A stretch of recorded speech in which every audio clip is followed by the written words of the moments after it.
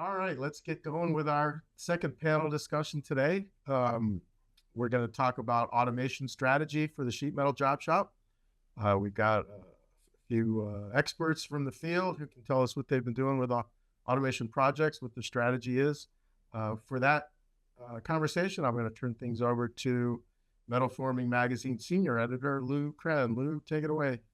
All right, thanks, Brad. I appreciate it. And thank you, Kate Bachman, for the earlier panel session and for those panelists. And welcome back to the Metal Fabrication Strategy Summit, produced by Metal Forming Magazine and PMA. It's time for panel discussion number 2, automation strategy for the sheet metal job shop. Just a couple real quick reminders. The meeting's being recorded. They'll be posted to our website in the next few days. We'll let you know via email when it is available for viewing online and for sharing with others at your company. Also, participants are in listen-only mode.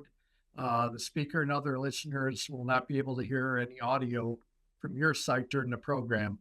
However, being a panel session, we obviously want a lot of give and take, and we want your questions. So please be sure to use the Q&A button at the bottom of your screen to ask questions, and they will be addressed during and most likely at the end of this panel discussion. Okay, let's get started. Automating fabrication processes pay dividends in upping productivity, relieving employees from unsafe and monotonous work, and increasing opportunities for new work by opening up machine availability. But automation, if not done right, can be an expensive boondoggle. Here, the goal is to learn how to assess automation opportunities to get the most bang for your buck. And joining us for this 45-minute discussion are Jeff Deck, consultant and former president of Laystrom Manufacturing Company, John Axelberg, CEO of General Stamping and Metalworks, and Stu Swanson, fabrication engineering manager, Kapco Metal Stamping. So thanks for joining us, panelists. And maybe if we can just go around the horn here real quick. I know, Jeff, you were on an earlier panel, so I'm going to ask you to repeat yourself just a bit. But so maybe if you could give a quick personal and company introduction, and then maybe just a minute there about some of your recent automation activities to kind of frame the conversation today. Sure. Jeff Deck, former president of Laystrom Manufacturing. We're a sheet metal contract manufacturer in Chicago area, family-owned business, and 74 years in the business. I haven't been around that long. I'm a little bit younger than that, but I've been around quite a while in a lot of different areas. And one of the things that drew me to Laystrom was the automation that they had in-house. So latest automation that we've installed is a robotic welding cell, but we also have cobots in-house. We also have a automated lasers, 3 of them. So we're capable of burning quite a bit of material over the weekend with nobody even in the building. Yep. So, okay. Thank you, Jeff. John? John, you're muted. Thank you. Yeah, so General Stamping and Metalworks is a 103-year-old stamping and fabricating company headquartered in South Bend, Indiana. We also have a facility in Toma, Wisconsin. About 340 employees, 340,000 square feet under roof. We're 103 years old, but I've been here a little under half of that time. So I've seen a lot of changes in the automation environment. But some recent adds that we've made, a punch laser combination machine, which we were very careful to install, making sure that it was positioned to integrate with future automated storage and retrieval, and a transfer system to a 2,000-ton press, and then a tower storage material handling system for a couple of lasers in our Wisconsin plant. Just a 10th robotic welding cell, which was dedicated to stainless steel. Big project right now is machine data integration. So, we're getting all of our machines to report production directly, and not requiring the operators to do that. So that's the recent stuff. Okay. Thank you, John. And Stu? Yeah, hi, I'm Stu Swanson, fabrication engineering manager for Kapco metal stamping. I'm on the fabrication side. We are a contract manufacturer north of Milwaukee, Wisconsin. We have about 5 plants throughout the Wisconsin area, just under 500 employees. We have 13 robotic weld cells, about 12 press brakes, 3 of which are automated, 2 with cobots. We have a stamping press with a cobot and 3D vision system. And recently, within 2025, we put in a Mitsubishi 20 kilowatt laser with a tower and an ASTIS 4 automated denesting, and then a Trumpf 7030 with automated denesting and a tower as well. Previously, I started at Kapco 4 years ago as an automation engineer, and then I was the automation engineering manager, and now I'm over fabrication engineering. So great to be here. Thanks for having me. Okay, thank you, Stu. And it wasn't too long ago.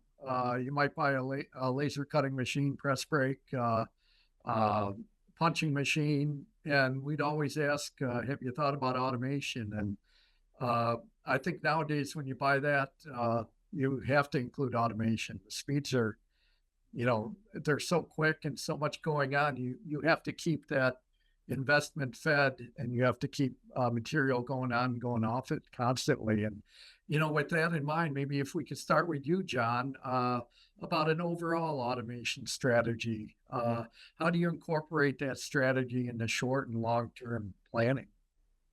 Yeah, well, we've involved from a pretty ad hoc, just situational approach to something a little more overarching. And really, our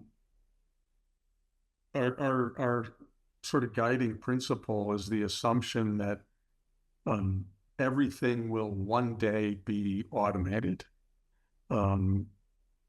So what is it about the systems that we use today that will have to change? Now, is it likely that everything actually will be automated? No.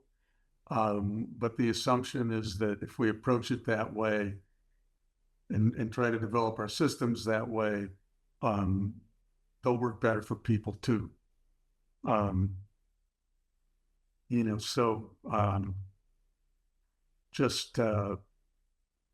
Things like one of the big things that we've had to address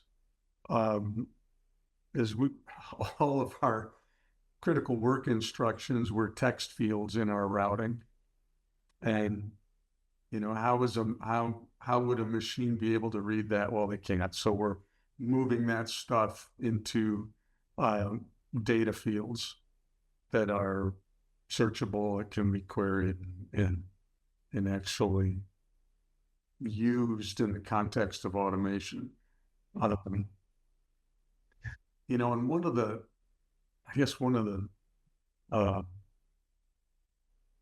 things that we've learned over the years is that, automation reduces point of operation labor content,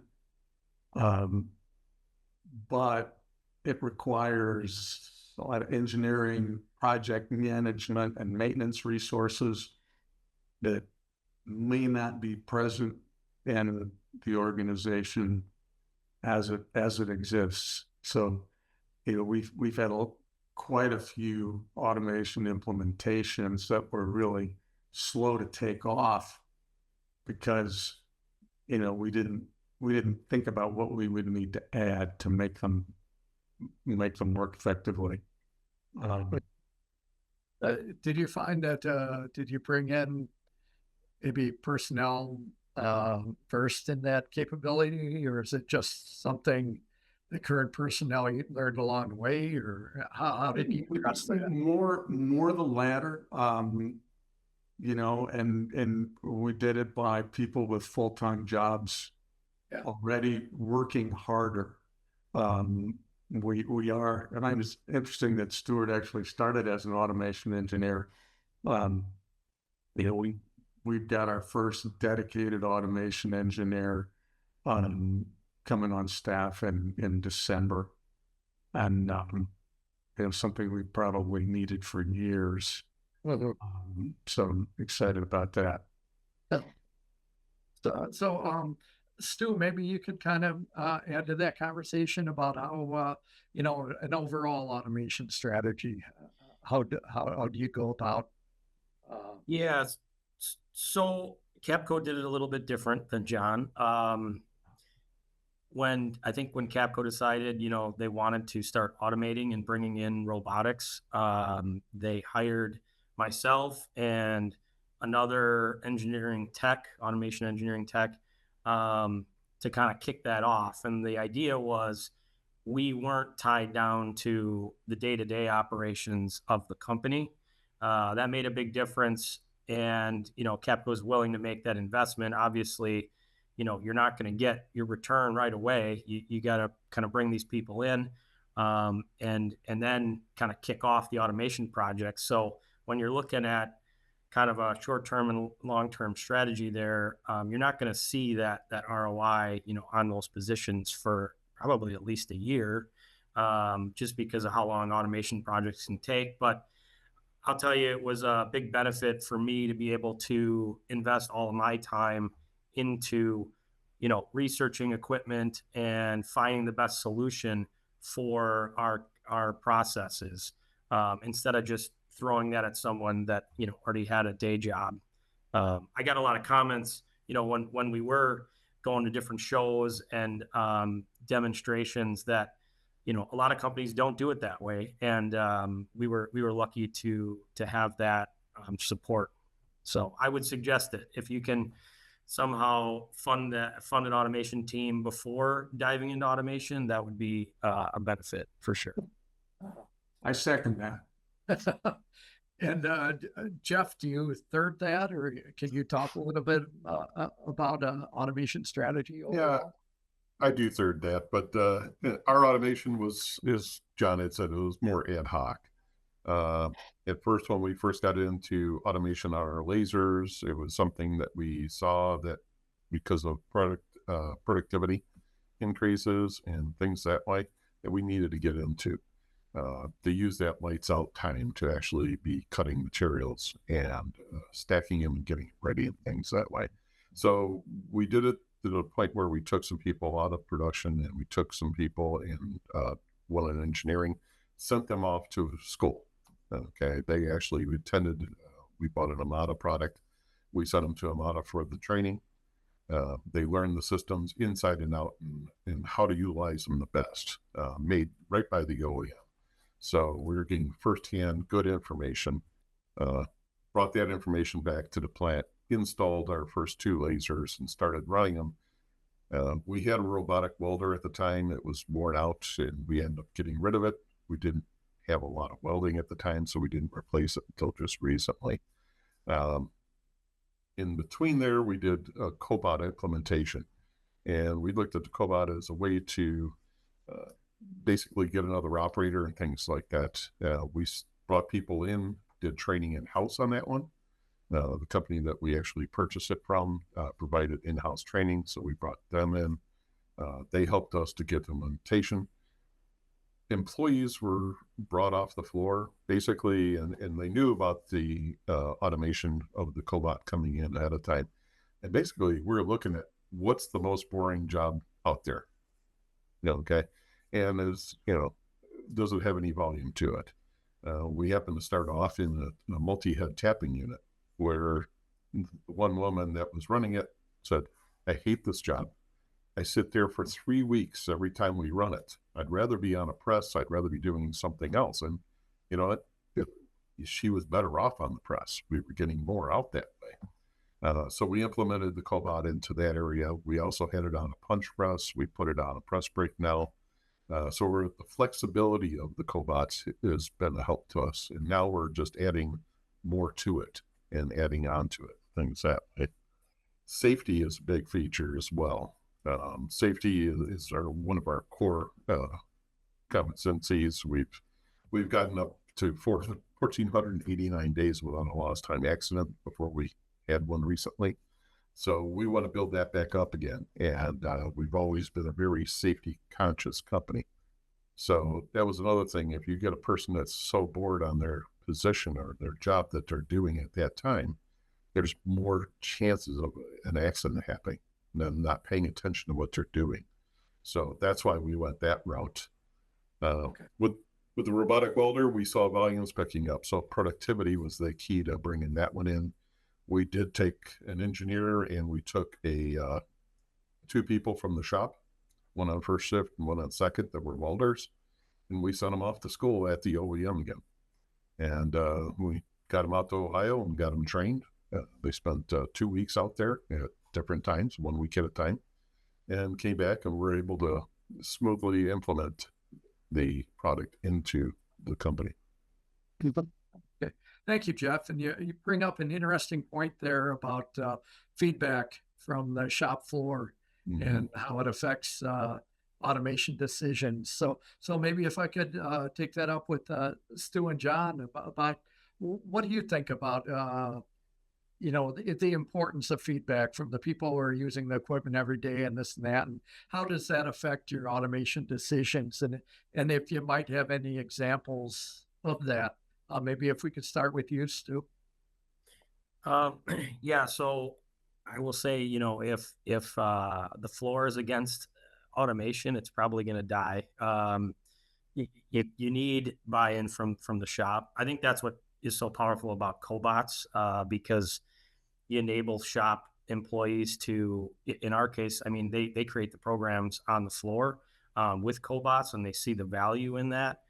But as Jeff was saying, I think it's important to get the shop workers involved with the project. It's great if you can pull people from the floor that are interested in automation, that want to get involved. You kind of create that excitement about what automation can do. And it's not necessarily going to take their job. It's going to make their job easier. And it gives people an opportunity to take on those technical roles that they may otherwise not have ability to get involved with. So it's a very powerful thing to bring in. You have to be careful. You have to do it right and have the right kind of culture. From a safety standpoint, I would agree with Jeff. We generally look at, number one, how to pick a job to go after for automation is going to be safety. We'll jump into our system to look at, what recordables have we had and look for patterns and part types and things. We have what are called, safety critical parts that may have pinch points, at a press brake. And we're definitely going to look at those parts initially. Can we automate? Can we use a cobot for that? That's kind of where we start, and then get into ergonomics and things, and making the shop a better place to work for the people that are out there that live in it, right? Okay. And John, if you could talk about shop floor feedback, and this question kind of turned into a discussion about cobots. So if you want to address. Yeah, well, I'll swing back to robots. We somehow ended up MIG welding a lot of galvanized steel for a couple of customers, and it started out small, and we were doing it in our manual welding booths with, source capture units, which, the operators couldn't remember to move as consistently as they needed to. And it became obvious pretty quickly that, hey, we just need to get all of our galvanized welding onto robots. It's a big quality of life issue. And, once we made that commitment, I don't think we had any welders who were unhappy to lose those jobs to a robot. And same thing with bending. We have one large cell in Wisconsin that'll handle a 220-pound workpiece.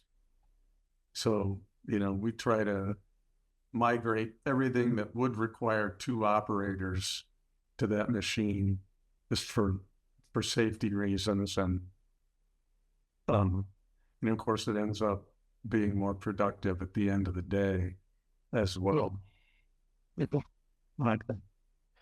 And, when you're installing automation, your laser cutting, your press brake automation, whatever the case may be, there's a lot that, happens upstream and downstream that automation affects. Maybe if we could start with you, Stu, maybe assessing upstream and downstream, processes and how automation fits in that, and the decision making on that. Does that, is that part of the planning process, or do you have any horror stories about that? Well, you hope it's part of the planning process, but I'll give you an example of where we've missed a little bit. So we put these automated laser cells in, and they denest the parts automatically. Now, like in the case of the Estes 4, it doesn't necessarily remove all the slugs. So you do what you can with laser programming and get the slugs to fall out in the laser itself, but inevitably some of the slugs get stuck in there because of the slat table. And we're a big stamping house, so we're cutting a lot of blanks that are going to a stamping press, and a stamping press cannot have random slugs in the die. You'll crash the die. So we've had a lot of challenge. How do we guarantee that we're not gonna send slugs to the stamping department? And the issue there is we've put labor kind of at that. Someone's got to check for slugs coming into the stamping press, because we don't want to slow the stamping press or the stamping press operator down. So I think one of the pitfalls of automation sometimes is, you don't want to just shift the labor by adding automation. You took the labor away from the denesting operation, but if you're adding it back in a downstream operation, it's not as effective. Cool. Jeff, can you add to that? And we cut almost everything on lights out at night and things that way. And we've had slug issues and as well, Stu. We've come across different ways that we're handling them, but we have issues that come up, and we go through and we bring the right people together and we resolve those. Yes. So. And John?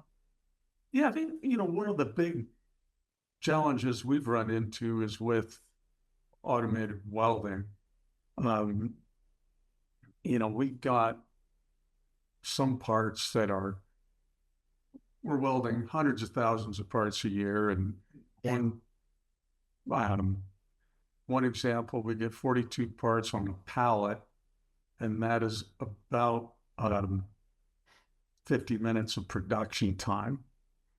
So what we really underestimated was the amount of material handling support that would be required to, keep the cells supplied and keep finished goods cleared away. And it just showed up in the production data. It's like, man, we know what the cycle time is. Why aren't we making more parts? Well, because the robots are sitting there waiting for a forklift driver. So we're actually working with the engineering group at our local university to implement autonomous mobile robots in a couple of critical loops, and think that can just help address that. But yeah, that's just something that we didn't pay enough attention to. It's a bit of a surprise. And we have a question that came in via the Q&A button, and we hope you continue to use that out in the audience. This has to do with, automation. It's typically thought of, you want to automate monotony, or the boring same stuff all the time. That's not necessarily true anymore. There's a lot of variability and flexibility in automation, but how do you address the potential, maybe long setup times with, if you have a high product mix and low volumes, setup of automation? Would someone like to address that?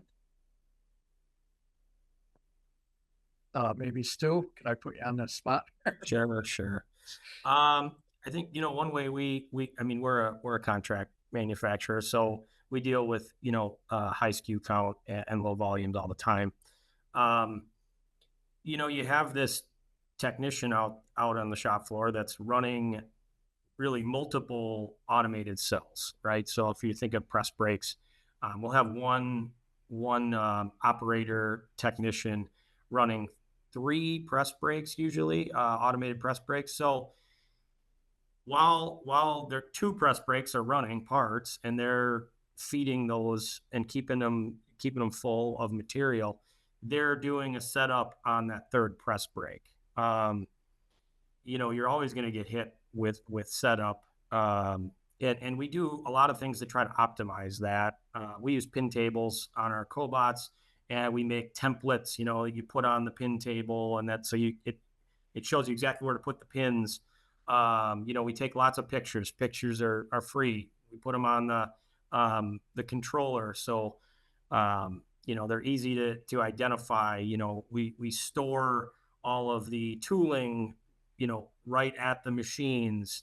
Just keep everything local there. They have their own computer system, so they can log in. We have tablets at the machines. We have deployed some AMRs that John brought up, and we actually use tablets to kind of call AMRs from across the plant, with material. So we try to keep that operator at the equipment as much as possible, keep them maintaining the other equipment that's already running, and kind of rotate that process. John or Jeff, would you like to comment on it? Sure. Basically, what he was saying there, what Stu was bringing up, we look at that ahead of time, and we look at SMED techniques, basically, using those single-minute exchange of dies.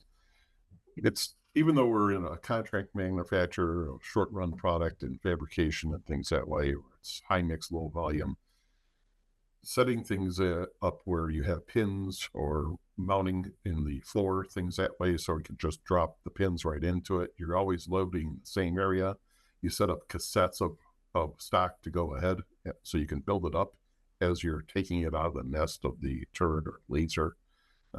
Those are all things that we look at ahead of time, so that applying those SMED techniques can help with those type of situations. Thank you, Jeff. And John, your thoughts on setup for automation? Yeah, well, for us, it's always been clear that the lengthiest part of setup is actually measurement and adjustment after the first part is produced. So we just try to do everything we can to eliminate any variability that might be introduced from run to run. And, we've gotten pretty good with robotic welding. But all of our All of our fixtures are doweled. We use blue coat tables throughout the operation. So everything's in the same place when it goes back in the cell. And yeah, the pin table repeatability on the press brake cobots is really helpful too. We don't want operators having to engineer the process while the machine sits. And that kind of leads into our next discussion here.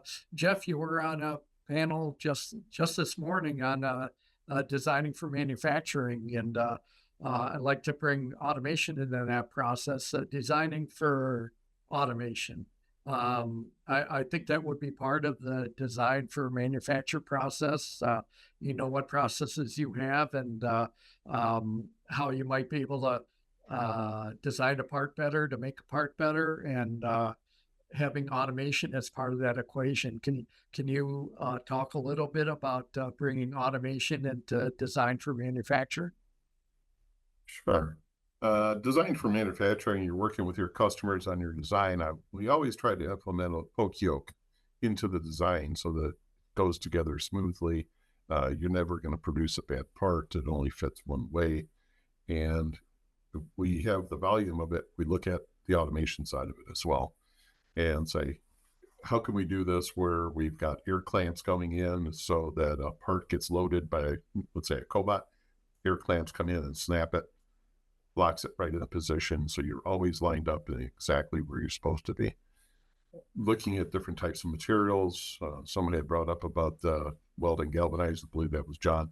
You know, looking at those types of things ahead of time of where we can improve ourselves in the quoting stage and then in the production.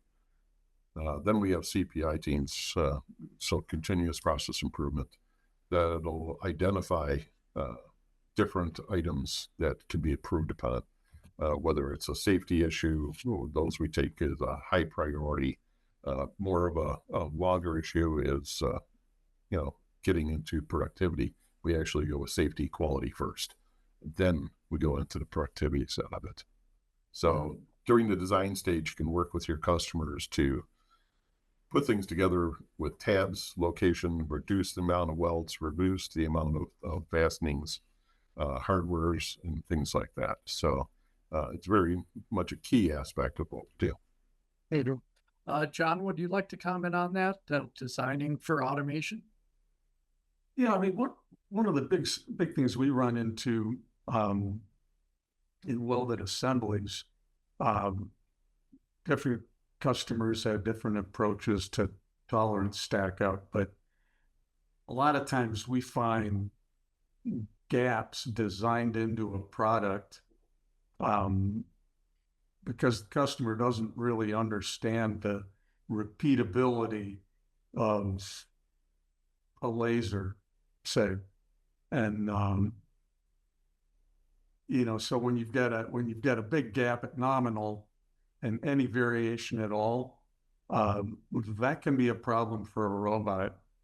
So that's one of the first things that we do is you know, just go through the model, identify any gaps, and close them up. I mean, that's had a huge impact in our success with welding.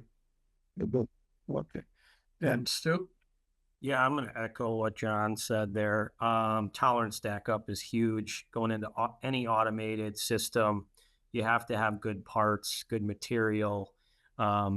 We've had issues with, you know, really hard materials that come out of the laser and start to bow or things like that. So it even gets down into like grain structure, grain direction of parts. The more consistent you are, you know, coming into the automated system, the better off you're going to control those parts, especially in a welding operation where a lot of components are coming together. And we usually have to tighten up tolerances on like locating holes for pins and things like that. You may have to machine a certain feature because you need that tight of a tolerance for the automated system. And then that's going to increase, potentially your cost. And so you need to have those discussions up front, with the customer, and make sure that, you're having those design reviews, and you want to get involved with those as early as you can. The farther down the road they get with the design, harder it is to make those changes. So it's critical to get, your engineers talking to their engineers right at the beginning. Sure. Yeah, automation, if you're a company that can make lousy parts more efficiently and quicker, that's probably not a long-term strategy, I wouldn't think. So you really have to pay attention to that up front. And, maybe if we could go around the horn too, maybe one or two things about your automation solutions, maybe an example, maybe something you didn't expect, something you didn't plan for, that it wasn't until you had an automation process in place, maybe as a kind of like a cautionary tale, or something that other fabricators and stampers out there can think about. Maybe we'd start with you, John. I see you. Well, you mentioned expensive boondoggle in your opening paragraph, and we do a lot of assembly, and done a fair amount of automation in that area. But our first big venture was with a big clamp that part runs through a progressive die, and then it's tightened up around a tube with 4 5/8-inch carriage bolts. And our production volumes just started exploding on this thing. Couldn't hire people fast enough to put them together, so we hired an outside integrator to design an assembly cell. And I can actually still see it from my office, but basically it's just inventory of 3 SCARA robots and a dial table and some parts feeders. Because what we didn't do was really evaluate the quality of the hardware inputs that we could only actually source from a few suppliers in China, and really evaluate their suitability for automation. So as it turned out, the additional automation that we would have had to add to qualify the hardware and make sure that it would assemble was going to cost more than the cell. And the other thing we didn't do when we leapt to an automation solution is we hadn't fully optimized the manual assembly process. So about 4 more iterations of that process. One person can complete as many parts in an hour as manually as the automated solution could complete. So just be really confident that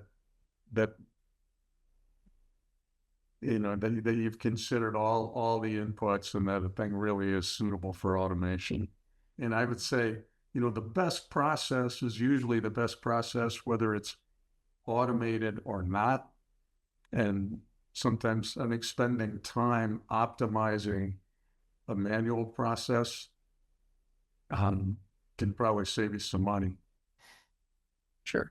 And Jeff, a cautionary tale, or maybe one advantage you found out about after the fact?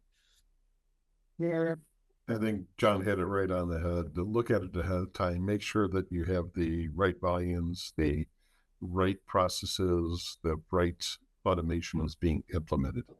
I've seen a few companies that have gone overboard on the automation and never paid off for it, for that option or that product.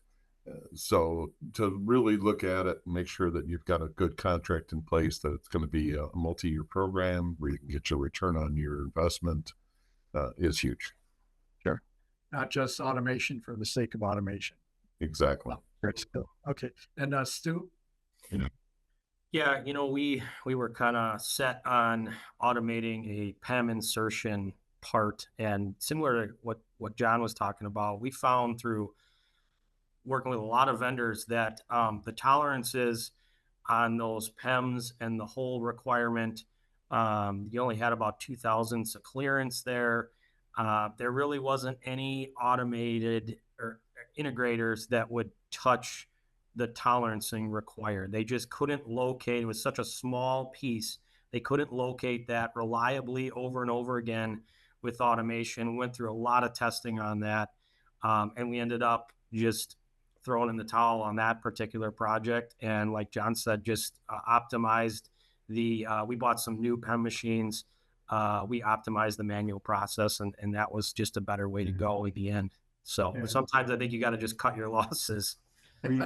We have quite a few parts like that, and just people inserting hundreds of pins in this sort of a slit fit hole. And robots can do it, but at a fraction of the speed that a person can do it. It takes so much time to sense it, and then that it's definitely not there yet. Okay. Yeah. And with between like automate, fab tech, these things, it's just amazing the advances in automation. Things like we talked about cobots, briefly touched on AMRs. We see vision technology for inspection, for part picking, for things like that. Really, anybody you do well to walk around automate, walk around fab tech, see some of this. I mean, cobots have just exploded, AMRs, the vision technology, like we talked about, just so much out there. And maybe just in conclusion here, we're running up against it. Maybe start with John. Maybe the most fascinating, helpful automation thing. You don't have to name brands, but just some of the technology. What seems to be the latest and greatest type of technology you're seeing these days? Well,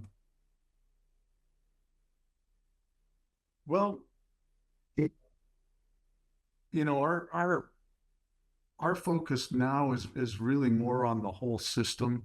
Mm-hmm. So it's integrating everything into our ERP/MES system, because we know that we have the opportunity to see everything that's happening in real time. And then hopefully create some AI agents who can make intelligent adjustments in real time and keep everything moving. But as far as just hard assets that I want to buy, Stuart already has one that Front Laser Center 7030. Laser cutting without slats, which seem to create most of the problems we run into. So that's inexpensive, but really, really interesting idea for me. John, I'm really glad you brought up integration and the ability to bring these systems together, but because that's one of the gee whiz technologies that I see too. The software, the integration capabilities, the ability to tie these systems together. So you put it all together, it works, and you could have a whole, just seeing some of these automated, lights out systems and these capabilities, it's just amazing. But getting those signals to a human operator with the same level of quality needed to drive a fully automated system also has a huge impact on results at the end of the day. Well, I think we're right up against it now. I appreciate the panel taking the time, John, Jeff, and Stu. Great information here. And again, I appreciate talking to us, and I hope our audience out there got learned a little bit more about automations.